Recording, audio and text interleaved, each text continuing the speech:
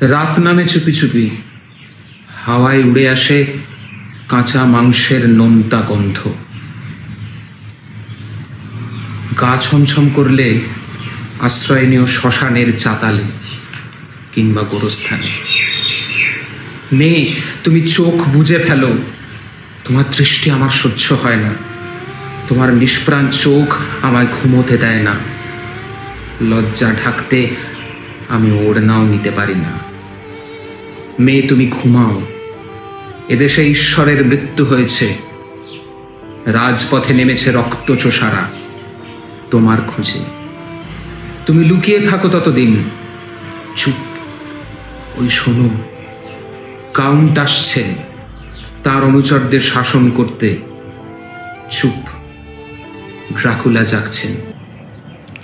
নমস্কার, বুড়ো সাধুতে সবাইকে স্বাগত। আজকে আমরা তিনজনে এসছি। আমরা তিনজনে আজকে একসাথে নেই, আলাদা আলাদা হয়ে আছি। আমরা বাড়ি এসেছিলাম। যারা আমাদের আগের ভিডিওটা দেখেছো তারা প্রত্যেকেই জানো। আজকে আমাদের কোনো রকম ভিডিও শ্যুট করার কোনো প্ল্যান ছিল না এভাবে, কিন্তু একটা ঘটনা এমনভাবে নাড়া দিয়ে গেছে আমাদের প্রত্যেককে, হয়তো সেটা সকলেরই জানা। তো আমরা বাধ্য হয়েছি এরকমভাবে দূরে বসে বসেই একটা ভার্চুয়াল মাধ্যমে আমাদের প্রতিবাদটাকে তুলে যাওয়ার জন্য। তো শুরু করছি, একেবারে মূল যে টপিক তাতেই ঢুকছি। সৌমিক, বল।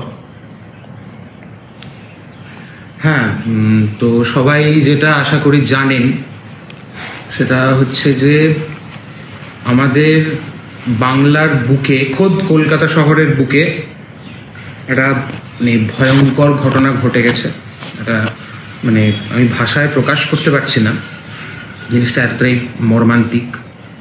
তো আরজি কর মেডিকেল কলেজের একজন দ্বিতীয় বর্ষের রেসিডেন্ট ডক্টর, তিনি 36 আওয়ার শিফটে কাজ করছিলেন, আর নাইট শিফট ছিল, তার নাইট ডিউটি করছিলেন। তার নাম হচ্ছে, if I am not very wrong, doctor Moumita Debnath. তিনি ডেটটা এক্স্যাক্টলি আমার কত ছিল রে অঙ্কুশ? ডেটটা এক্স্যাক্ট ডেটটা আমাকে একটু ধরিয়ে দে। এটা অগাস্টে। আজকে কত? আজকে তো হচ্ছে তোর আজকে হচ্ছে 13 তারিখ। তো এটা শনিবার দিনই ধরা হয়েছিল। হ্যাঁ, শনিবার দিনের ঘটনা, শনিবার রাতের ঘটনা। কি সানডে হয়ে গেছে?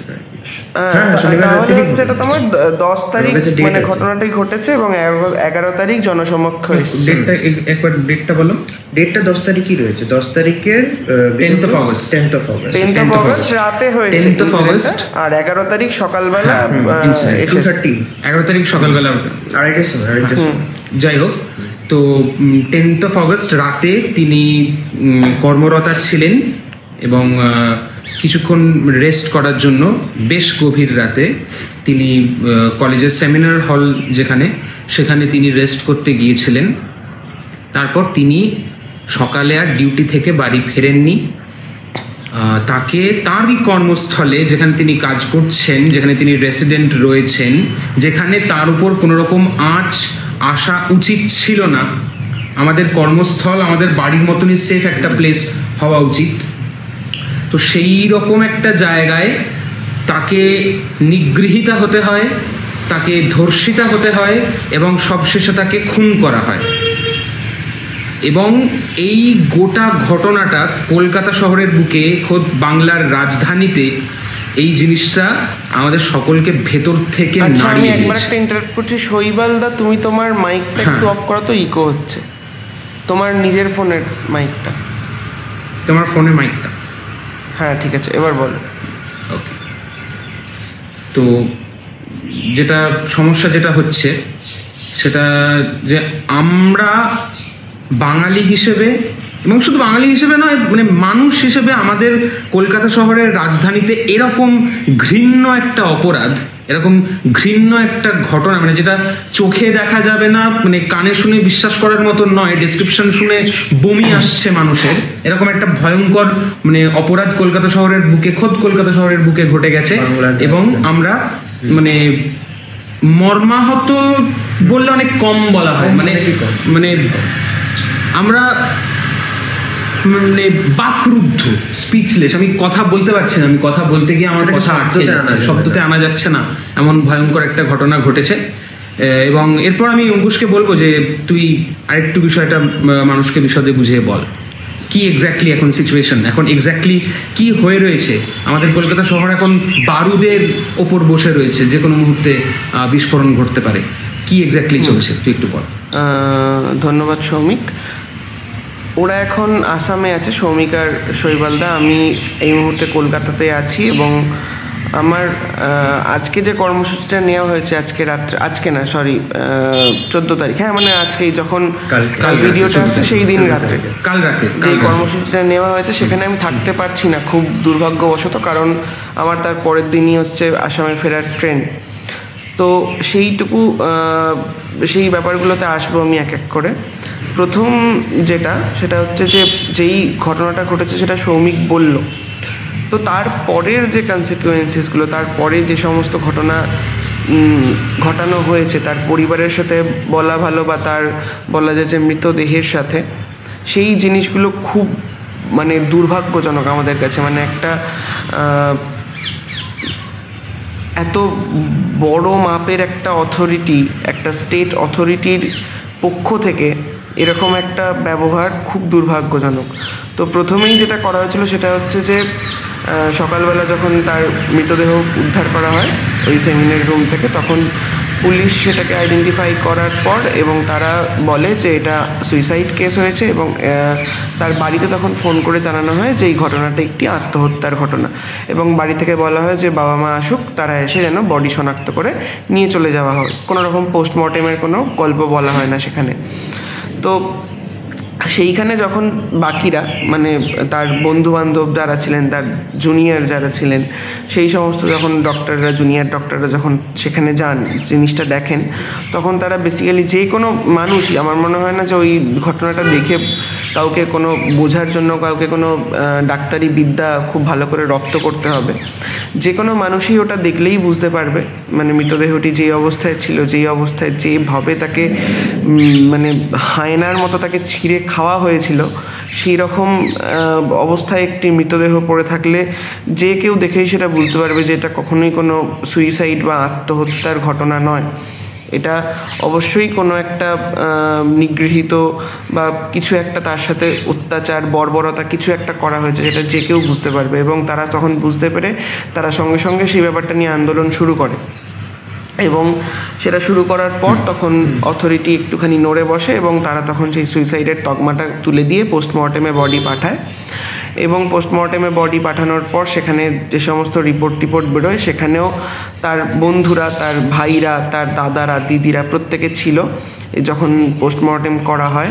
এবং সেখানে আরও একটি আশ্চর্যের বিষয়, যখন পোস্টমর্টেম করা হলো, রিপোর্ট আসার আগে একজন ব্যক্তিকে অ্যারেস্ট করা হয়, মানে অ্যাজ এ প্রাইম সাসপেক্ট তাকে অ্যারেস্ট করা হয়।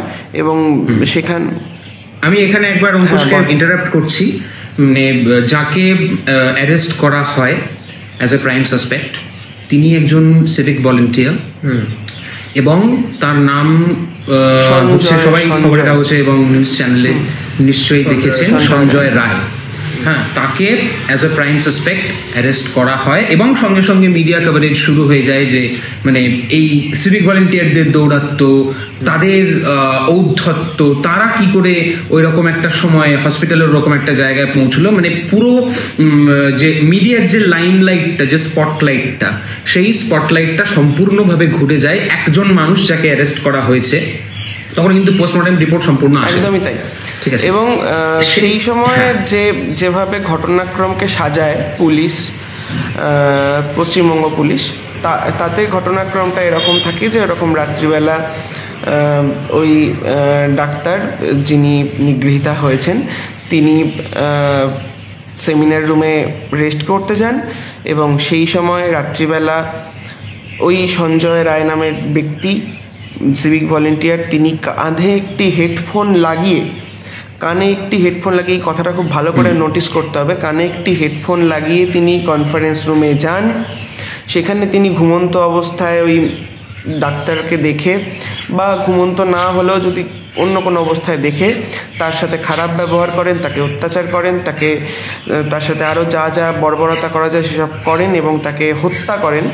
করার পর তার মনে হয় যে আমার হেডফোনটা আর কোনো দরকার নেই, হেডফোনটা আমার এবার এখানে ফেলে দিয়ে বেরিয়ে আসা দরকার, এবং তিনি হেডফোনটা ঘটনাস্থলে রেখে দিয়ে তিনি চলে আসেন বাইরে। এবং সেই জন্য পুলিশ খুব সুন্দর করে একটা অ্যালিবাই সাজায় যে এইখানে হেডফোনটা পড়ে আছে, এটা এই হেডফোন, এবং সেটাকে আমরা তুলে নিয়ে এটা তার সাথে কানেক্ট করে দেখা যায় যে এটা তারই হেডফোন, এবং সেই জন্য তাকে একটা সাসপেক্ট হিসেবে তাকে পুলিশি হেফাজতে নেওয়া হয়। খুব সুন্দরভাবে মানে একদম জিনিসটা সাজানো গেছে এবং পুলিশি মানে আমার পরিষ্কার মনে হচ্ছে আমরা গোয়েন্দা গল্প সচরাচর এই জিনিসটা এটা দেখেছি। হচ্ছে তোর ওই যখন 2 পয়সার খাজা ডিরেক্টররা যদি কখনো লিখতে আসে, থ্রিলার লিখতে আসে, স্ক্রিপ্ট লিখতে আসে, এই ধরনের কোন একটা গল্প সেখান থেকে বেরোয় একদম। তারপরে এবার এটা একটা প্রথম গল্প তো হলো, তারপরে যখন পোস্টমর্টেম রিপোর্ট পুরোটা আসে তখন দেখা যায় যে সেই যে মৃতা যিনি ডাক্তার ছিলেন তার শরীরে 2টো আলাদা আলাদা সিমেনের স্যাম্পল পাওয়া যায়।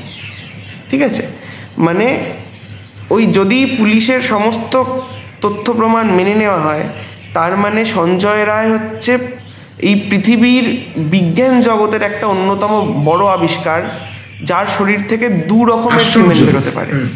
2 রকমের সিমেন্ট স্যাম্পল একই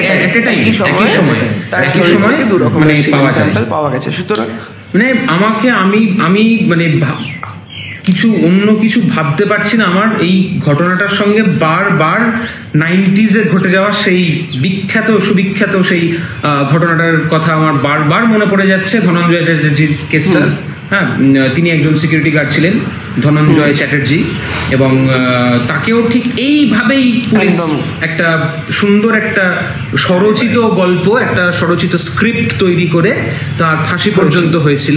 আমার সমস্যা এখানে এটা নয় যে আমাকে অন্য একটা মানুষকে বাঁচাচ্ছি বা তাকে সেফগার্ড করছি, নট দ্যাট।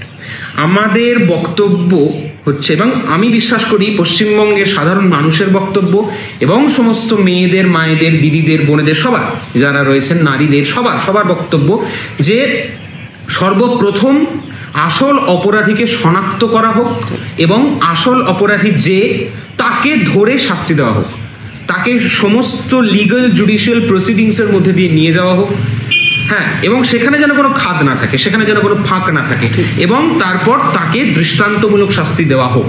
এটাই সবার দাবি, এটাই সবার। আমার বারবার মানে পুলিশের এহেন তৎপরতা দেখে মানে আমার বারবার I cannot help it but remember Dhananjay Chatterjee case back in the 90s। তো মানে এটা একটা বড় ব্যাপার। এবং এরপরে আমরা আসবো, দাদাকে জিজ্ঞেস করবো যে তুমি বলো আমাদের যে আমরা ঠিক এই মুহূর্তে দাঁড়িয়ে প্রতিবাদের জন্য পশ্চিমবঙ্গে যে প্রতিবাদ চলছে, যে রাজ্যব্যাপী প্রতিবাদের কর্মসূচি নেওয়া হয়েছে, সেই সম্পর্কে তুমি কিছু বলো। আপনারা সবাই জানেন যে কালকে মানে যেই দিনে মানে ভিডিওটা রিলিজ হচ্ছে 14 আগস্ট, সেই দিন মানে একটা মিছিল বলতে পারেন, সবাই মানে ক্যান্ডেল লাইটের মতন করে একটা জমায়েতের কথা করা হয়েছে যে আমরা 14th আগস্ট রাতে মানে যদি এক্সাক্ট টাইম বলে যায়, কিছু কিছু জায়গায় ডিফারেন্স আছে, 11:55 ঠিক 12টার আগে, মানে 15ই আগস্ট আমাদের স্বাধীনতা দিবস, 15ই আগস্ট ঢোকার ঠিক আগে মেয়েরা রাত দখল করো এই ট্যাগলাইনের আন্ডারে কর্মসূচি লঞ্চ করা হয়েছে আমাদের গোটা পশ্চিমবঙ্গ জুড়ে, এবং বিভিন্ন রাজ্যে এই কর্মসূচি, বিভিন্ন মফস্বল বলুন, শহর বলুন, যেভাবে পারছে, যেমন ভাবে পারছে সেভাবে এই কর্মসূচিতে যোগ দেওয়ার প্রচেষ্টা করছে। এবং মানে আমরা বলতে চাই, মানে আমরা যারা দূরে আছি তাদের পক্ষে এই কর্মসূচিতে যোগ দেওয়া সম্ভব হচ্ছে না, এই বলে অনেকের আক্ষেপ থাকতে পারে। এইখানে আমি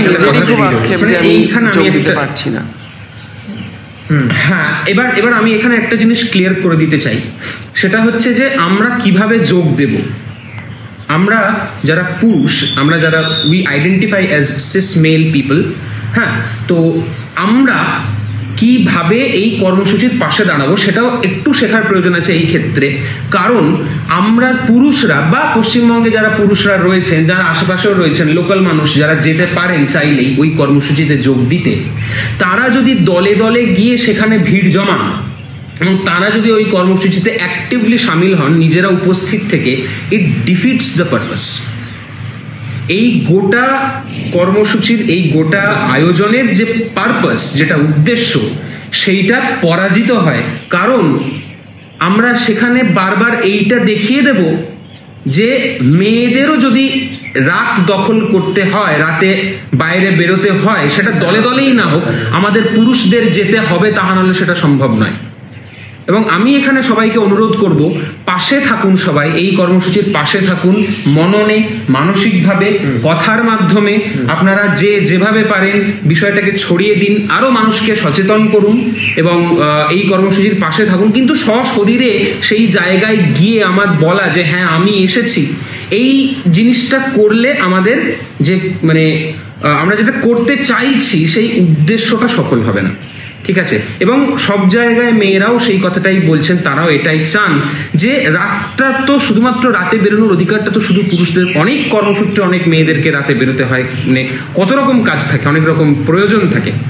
তো তাতে সেই জন্য তারা একটা রাত অন্তত, স্বাধীনতা দিবসের আগের রাতটা অন্তত তারা নিজেদের ক্ষমতায়, নিজেদের শক্তিতে তারা এই কর্মসূচি এগিয়ে নিয়ে যাক।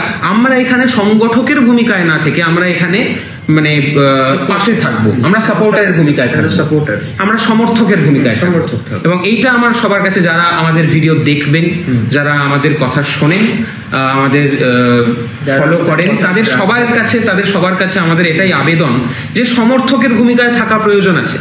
আমরা সমর্থকের ভূমিকায় থাকবো, সব জায়গায় সংগঠক হওয়ার প্রয়োজন নেই, কারণ তাহলে আমাদের যেটা উদ্দেশ্য সেটা পরাজিত হবে। অঙ্কুশ, তোর এই বিষয়ে কি মতামত সেটা একটু জানা। হ্যাঁ, অবশ্যই একই মতামত, যে পাশে থাকুন, মানসিকভাবে পাশে থাকুন এবং ওদেরকে মানে মহিলাদের তাদের এই লড়াইটা লড়তে দিন একা। এবং অবশ্যই সাথে তো অবশ্যই থাকবেন, পাশে অবশ্যই থাকবেন, মানে হাতটা ছেড়ে দেবেন না কখনোই, হাতটা ধরে থাকুন, কিন্তু একা লড়তে দিন, কারণ এটা একার লড়াই ওদের। হ্যাঁ, কারণ ওদের এটাই তো আমরা প্রমাণ করতে চাইছি, আমরা তো দেখাতে এটাই চাচ্ছি, পারবে।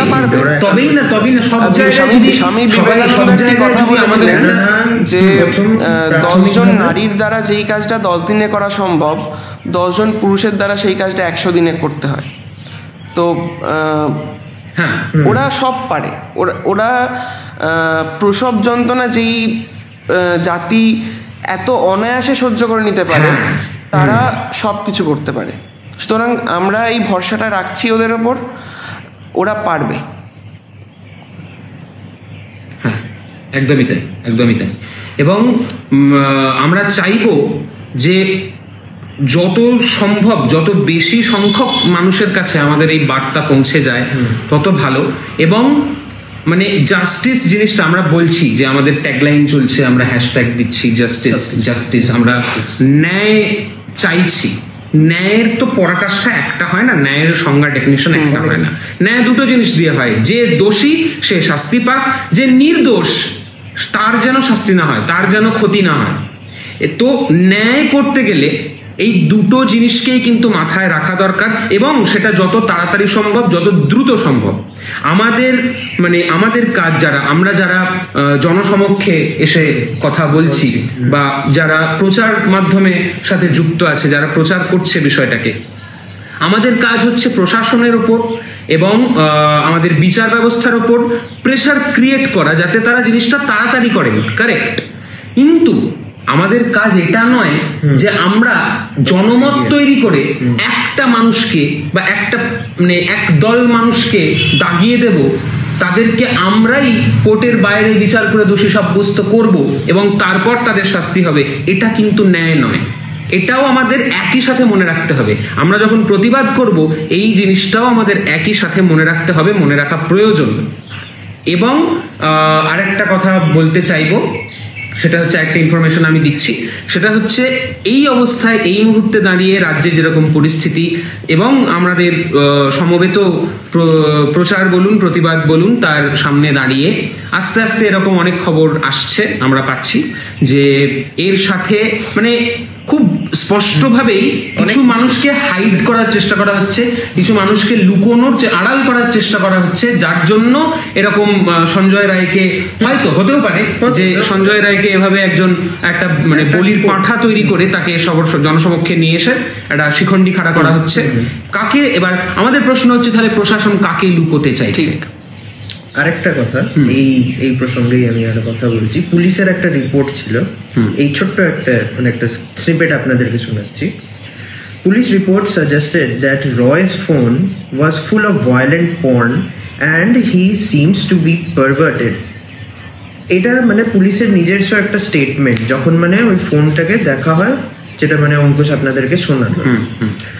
আমাকে তাহলে একটা কথা বলুন যে যদি এই জিনিসটা ছিল, then if such were the case, তো পুলিশ এই জিনিসটার আগে কেন নোটিশ নেয়নি? কেননা এই লোকের ওপরেই একটা প্রবাদ রয়েছে যে উনি নাকি 3টে বিয়ে আগে করেছিলেন, যেটা মধ্যে থেকে 3টের মধ্যে ডিভোর্স হয়েছে। এখান থেকে হ্যাঁ এই জিনিসটা সত্যি মানে অনেক রকম কথাই তো সঞ্জয় রায়ের বিরুদ্ধে উঠে আসছে। তাহলে সেখানে একটা প্রশ্ন এসে যায় যে এরকম একটা মানুষ যখন পুলিশের নজরে অলরেডি ছিল, এরকম একটা মানুষের ওপর মানে এত কেস হিস্ট্রি যার, এত ভায়োলেন্সের হিস্ট্রি যার, সেই মানুষটা সেই দিনে সেই পার্টিকুলার দিনে ওই সেমিনার হলে উঠবে, এই রাস্তাটা কি তাহলে প্রশাসন এবং পুলিশ একসাথে তৈরি করে দিয়েছে? যদি এরকমই একটা মানুষের কেস হিস্ট্রি থাকে, সে সিভিক ভলেন্টিয়ার হিসেবে চাকরি করছে কি করে? এক্স্যাক্টলি প্রথমত কথা সেটাই। কেননা এনার ওপরে যে কেসটা হয়েছিল সেটা বিগত 2011 সালে হয়েছিল। সেটাও ইনি কি বলবো, এনার একজন মানে 3টে বউয়ের শাশুড়ি একটা এনার উপরে কেসটা করেছিলেন। তো এবার এইটার একটা সব থেকে বড় কোয়েশ্চেন ওঠে যে কি করে সম্ভব, কি করে হলো যে মানে একজনকে তুমি এমন একটা সিভিক ভলেন্টিয়ার দিচ্ছ। তো এইভাবে আমরা আরো জানতে পারবো। সবাই খবরের কাগজে চোখ রাখুন, সবাই নিউজ চ্যানেলের পর্দায় চোখ রাখুন, আমরা জানতে পারবো এবং আমরা যে প্রতিবাদটা গড়ে তুলতে চাইছি সেটা যেন ইনফর্মড হয়। আমরা যেন শুধু আবেগে ভেসে গিয়ে প্রতিবাদ না করি, কারণ সেটার যে পরিণতি, সেই পরিণতি আমরা তো সবাই সোশ্যাল মিডিয়া ফলো করি। আমাদের পাশের দেশে কি হচ্ছে শুধুমাত্র আবেগে ভেসে গিয়ে একটা প্রতিবাদ করলে, প্রপারলি ইনফর্মড একটা বিপ্লব না করলে, একটা প্রতিবাদ না করলে কি পরিণতি হতে পারে সেটা সম্পর্কে আমরা সকলেই ওয়াকিবহাল, আমরা সকলেই জানতে পারছি। বাংলাতে দাঁড়িয়ে যেন এই জিনিসটার পুনরাবৃত্তি না হয় সেটা মানে দেখার দায়িত্ব, সেটাতে নজর রাখার দায়িত্ব কিন্তু আমাদেরই। একদমই তাই। এইখানেই আমরা শেষ করব, আমাদের সময়সীমা আজকে শেষ। আমরা পাশে আছি, সমর্থন করছি, সমর্থক হিসেবে পাশে আছি। আমরা আমাদের বুড়ো সাধু টিমের তরফ থেকে সমস্ত মায়েদের, বোনেদের, দিদিদের, বন্ধুদের এটাই মেসেজ বলতে পারেন, এই বার্তা আমরা পৌঁছে দিতে চাইছি যে তোমরা লড়াই চালিয়ে যাও। একদম শেষে আমি একটাই কথা বলবো যে খুব কঠিন একটা সময়ের মধ্যে আমরা এখন চলে এসেছি। মানে এই সময়টা আমি নিজে কোনোদিন এক্সপেক্ট করিনি যে আমার শহর, আমার কলকাতা, আমার প্রাণের শহর, খুব ভালোবাসার জায়গা, যে সেইখানে এইরকম একটা কঠিন সময় আসতে পারে, এটা আমি কোনোদিন এক্সপেক্ট করিনি। আমার ভাবনা চিন্তার পুরোপুরি বাইরে ছিল, কিন্তু এসে গেছে এই কঠিন সময়টা। মানে যে সমস্ত ঘটনা হচ্ছে এখন, সেগুলো এটাই ইঙ্গিত দিচ্ছে যে আমরা খুব খারাপ একটা সময়ের মধ্যে দিয়ে এখন যাচ্ছি। তাই আমি সবাইকে একটা জিনিস রিকোয়েস্ট করব যে যেখানেই থাকো, যদি নিজেদের কাজের জায়গাটাই সেফ না হয় তাহলে আর কিচ্ছুই সেফ নয়। তো যেখানেই থাকো, যেভাবেই থাকো, নিজের সেফটিটা প্লিজ সিকিওর করে থাকো। মানে আমি প্রত্যেকটি মা, বোন, দিদি সবাইকে এটা অনুরোধ করছি যে নিজের সেফটিটা যে কোনো একটাভাবে সিকিওর করে রাখো, এবং প্রত্যেকে নিজেকে সেফ রাখার জন্য যদি কিছু ইকুইপমেন্ট নিজের সাথে রাখতে হয়, সেটা একদম ঘরের যা কিছু হতে পারে, মানে একদম লঙ্কার গুঁড়োর কৌটো থেকে শুরু করে নস্যির কৌটো, এনিথিং হতে পারে, সবকিছু হতে পারে। মানে তোমাদের সিকিউরিটিটা তোমাদেরকে নিজেদেরকে কিন্তু হাতের মুঠোয় রাখতে হবে। তো এইটা প্লিজ সবাই করো, কারণ যেই রকম সময়ের মধ্যে দিয়ে আমরা যাচ্ছি এটা একদম ভালো সময় না, একদম খুব খারাপ একটা, খুব কঠিন একটা সময় চলে এসেছে বাংলায়। বেশ, তাহলে এখানে আমরা শেষ করি আজকের মতো। হ্যাঁ, ঠিক আছে, নমস্কার। নমস্কার। নমস্কার।